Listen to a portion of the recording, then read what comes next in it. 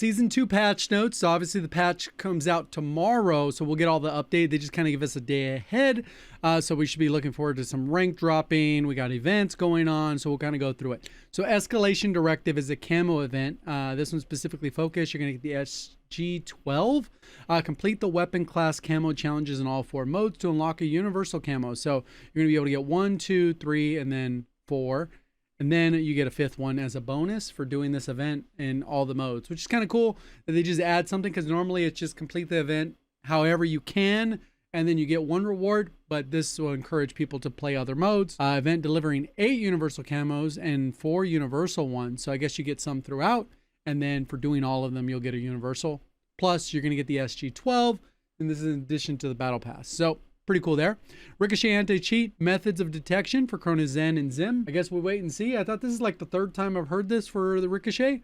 So I don't know how that's going to work. I guess we'll wait and see on that one again. So rank play requirements. When multiplayer ranked launches in Season 2, Ricochet anti-cheat will require a stronger form of remote attestation for PC players in partnership with Microsoft, the larger layer of protection. This is kind of something they talked about. And this is going to be in addition to the TPM and secure boot requirements. Not sure how that'll specifically work, but it should realistically help improve. But again, how much? Anti-teaming updates. We've implemented additional measures to detect and address various forms of unfair behavior, including enemy suspicious sharing cash currency, data gathering, and in-game detection. They've already done some other things with this. If you drop cash in Warzone currently, I don't believe other people could just run up and grab it. I think it's just, they already did some countering there. And then botting behavior detection, and then anti-teaming behavior detection, data gathering, and in-game detection. Cool there. Your repeated kills on the same team, enemy team will be flagged in our system, and I guess they'll be able to see if people are doing it repeatedly, and that's specifically for rank. So map, we know that we're getting Rebirth Island. We already had Rebirth Island. I get it. I know a lot of people are over it. They don't enjoy Rebirth Island. This should change things up a little bit for the people that already enjoy it and play it a ton. And realistically, it's kind of like, what do you do for the people that don't enjoy it and don't play it a ton? Because this is serving a huge part of the player population, but not necessarily the people that are pretty vocal about this is boring, bland, whatever. It's not going to serve those people. So Warzone still has to figure out how to solve that problem. But for the people that already currently enjoy the game and currently enjoy Rebirth Island and currently play the game, they're going to be like, woohoo, I get exactly what I wanted. So we're going to get this new POI turbine, and then we get this unnamed POI just south of living quarters, which is going to be new there as well. There's supposed to be some other stuff. So we get turbine, outpost, biometric scanners. They've been refined. We get an infill gas explosion. And this is going to be in addition to the other infills. I think this is one of the most contested parts of the thing where I don't think it's universally positive. I don't think there's almost any positivity about infill gas. I think there are some people that are on the fence will say, hey, I'll give it a shot. But realistically, you shouldn't encounter these all that often. So that's like number one. It shouldn't be all that bad because you get the other events that happen with the tower falling, you know, stadium breaking, or not stadium, prison breaking open, you know, the water tower falling over, whatever, in addition to this one. So this should happen, you know, 1 in 10 matches or something like that. I guess we'll have to see how frequent it is when it comes out. I don't like this idea where it throws gas at a specific POI and then you're forced to land somewhere else. I know I've landed with randoms quite a bit when I play with randoms. They want to land at the same 3 POIs because they do the same thing every single time. When it comes to Rebirth, a lot of people will grab the key card and then run over and activate the key card so they get specialists and their loadout essentially for free. Snowstorm gas, I think this is more of an aesthetic change. I think they could do that more often and more frequently. It doesn't necessarily have to be this, and then rotate that out regularly so it just feels different. Smart displays can now be found in more locations across the map. And then cradle fractures, I guess those will be figured out. Those are those red portals, I think, that they currently have in Big Map. So modes, we could get loaded resurgence in LTM, and then when loaded resurgence casual, which I'm not necessarily a fan of LTMs and casual modes, but apparently a lot of people are playing casual mode. I really wish, well, if you guys watched the previous video where I talked about transparency, they were a little bit more forward. That's saying 70% of our players play casual. And it's not just for camos. I wish they could be confident enough to say that, but they don't say it anywhere. And it's always a secret. Then we get Rush Resurgence. This is a weekend LTM. And then we'll kind of see where that goes. Iron Gauntlet. This is a beta mode that will be available from March 5th to March 9th. So that'll be kind of towards the midway or mid-season. This is kind of when the mid-season update should be happening. And around this time is when Avalon should be happening. So I guess we'll see exactly how that works. Ranked gets put on hold for this 1 week period while they try that out, and that's specifically for duos. We made a decision to separate Iron Gauntlet from ranked play to give each experience the space it needs to thrive. By keeping ranked play more focused and stable, we're able to support a clearer competitive avenue while using Iron Gauntlet as a space to explore fresh ideas and push the boundaries of high-skilled Battle Royale. When the mode goes live, we'll be actively listening to your feedback, closely reviewing the data across all the aspects, mode size, whatever. I'm telling you now, duos ain't it. I don't even need to play it to know that. Ultimately, our goal is to use Iron Gauntlet as a proving ground for ideas to help navigate creative decisions as we seek out the most rewarding competitive experience. And then eventually it sounds like that would become the ranked mode.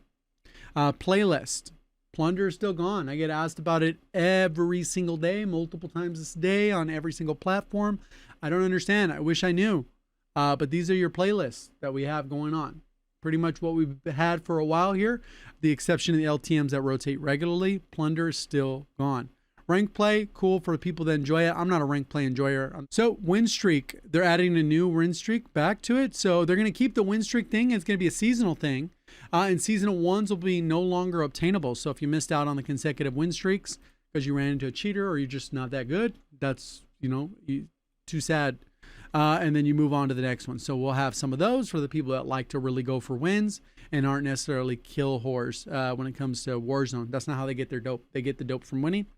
So general Killstreak call-in restrictions. Restrictions are now better reflecting individual call-ins, reducing issues with multiple streaks being used at the same location. Players should see airspace crowded less often. However, players will now see at your active limit when attempting to immediately call in. So I guess it's just a different call out. Smoke screen and bombardment that deploys smoke in a line. And then RCXD, rebirth only. This is a returning thing. My guess is they're going to remove this because we had it before. It wasn't a fan favorite. It wasn't a good idea. And it's one of those things that I don't understand why they're adding back into the game. If they put this to a poll, I don't think it would be positive. So it's a very odd decision, especially when you get the option to make really good decisions and then you pigeonhole a bad decision in there. And this is something Warzone, I don't understand. I wish I understood it. And I'm saying this now, and it's probably going to happen exactly how I said it. And then we're going to be like, well, how did they not know this? I wish I knew. Adjusted. The additional avenues of movement, speed, and survivability have created space where some kill streaks have lessened the lethality. These changes are intended to increase the lethality. So advanced UAV now requires 4 combined UAVs to activate. Map-wide advanced UAV. Nice. Due to the vast amount of UAVs that are called in each match, especially when compared to other kill streaks, we're increasing the effort to activate the advanced in this regard. We want to play space to echo the more strategic approach, so it'll just be more expensive. Cluster strike missiles travel time reduced, resulting in strikes now arriving 2 seconds faster, roughly. Napalm strike increased the lethality, and then the blast radius and made it. They want these to kill. Airstreaks will target location 1 second faster. And then the perks, perk 1 category got shaken up a little bit. I know some people were gassed up by this. Revive others a little bit faster. Bleed out duration, not that crazy. When you revive another player, they automatically equip 1 armor plate, can gain 5% movement. That's probably a good buff. When you revive, you automatically equip 1 armor plate, gain 5%, so only 1 person needs it. And then resistant to flash, concussion, shock. So a lot of people were gassing this up on the last video when I mentioned it was like a nothing burger. I still think it's pretty much a nothing burger. I think the revive could be a little bit clutch, but a lot of times this stuff assumes that like members of your team are going down versus a lot of the other ones in this category will be more effective at not going down. So I think generally that's the trade-off. But I'm sure people will love this, but it becomes a good dynamic where people can actually argue and debate on which perk they actually want to run instead of this is the hard meta, this is the only thing you should use, and it gets boring and stale. This one gives you a little bit of autonomy over your perk options, even if your favorite previously was veteran or grenadier or cold-blooded. Now you have something else to choose, and maybe it's not as easy as this is the best and this is what you use 99% of the time. It hopefully be a little bit different. So drill instructor, health regenerations while sprinting, enhance nearby all movement. That is crazy. After sprinting for more than 1 second, health regeneration begins. That's insane. That's vastly more insane than this one. You and allies within 25 meters gain a 3% buff. Holy, and 15% maximum mantling. This buff persists for 10 seconds after leaving the radius. Drill instructor effects do not stack. That is actually kind of crazy. For sure, somebody on your team running this. And then Surveyor, previously cold-blooded, improves map awareness and reveals enemy activity. When nearby enemies within 120 meters, use of a buy station or pick up a contract, they briefly appear on the map. That's crazy. Use activate when 20% larger radius. Your mini map is zoomed out by 20%. Down enemies are visibly outlined through walls within 40-meter radius. Both of these are insane. I feel like the range on this one will be nerfed to like 100 meters. I feel like this is still too high. I also feel like more than 1 second is crazy. I think they need to up that probably to like 3 seconds, but we will see. Scavenger adjustment, remove the cash component of the scavenger bag. All right. Loot economy, care packages added. Loot pools, stim shots, C4 replaced by claymores, detonation station replaced by war cry. So those all got bounced around a little bit. Update loot perks. So those are the different perks you'll have available. Buy stations UAV cost of the buy station has been increased. So not only did it require more UAVs, so it's an additional like 2,000 per, so that's 3, that's 6,000 plus an extra 8,000, so an extra $14,000 you need to call in an advanced UAV. So they aren't going to be called in nearly as often, and I think that's the better solve. A spawn location battle royale, buy station location have been updated, random across the map, nice. Redacted contracts, those are going to be only for Rebirth, and then recon contract payouts reduced as followed, because I guess they were too easy to do. They basically cut it in half for most of them, except for this one. Math doesn't add up right. Should have done 1250, right? Then we get the new submachine gun. We get a new assault rifle. We get a melee weapon, special weapon, and then in season we're going to get that event, which is for the shotgun. New attachments.